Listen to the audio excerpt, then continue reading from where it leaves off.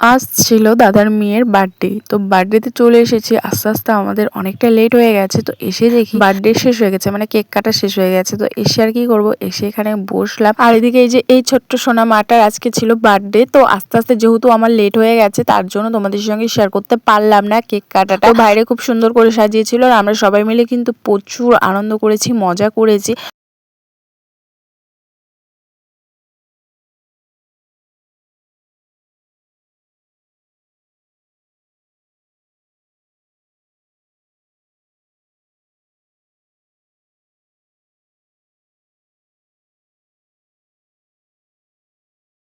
তারপরে ওইদিকে তো আমরা চলে এসেছি, এসে কেক তো কাটা হয়ে গেছে। তো বৌদি এসে আমাদেরকে কেক খাইয়ে দিল আর বলছে যে এত দেরি করেছে। আর এই দেখো এটা হচ্ছে আমার একটা পিসি।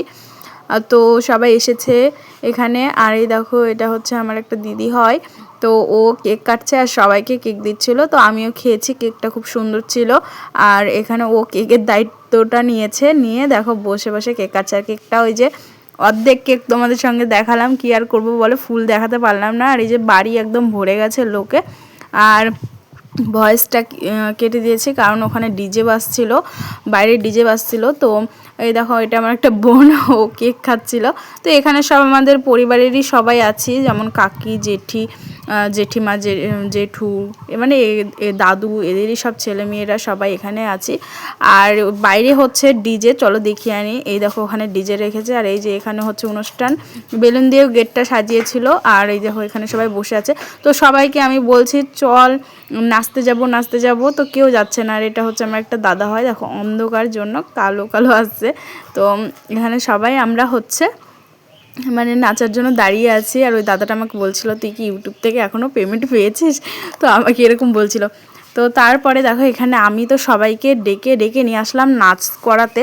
তো আমাদের মানে সবাই, মানে যারা আমরা আছি পিসিরা, তারপরে দিদি বোন যাই হয়, তো সবাই আমরা নাচতে খুব ভালোবাসি। তো যে কোনো অনুষ্ঠানে আমরা একদম জমিয়ে ফাটিয়ে নাচ করি। তো এখানেও সেরকম দেখো সবাই মিলে আমরা নাচ করছি আর খুব মজা করছিল। আর এই যে সব জামাইরা এসেছে, দেখো এই যে আমার ঠাকুমাদেরকে সবাই নাচ করাচ্ছিল।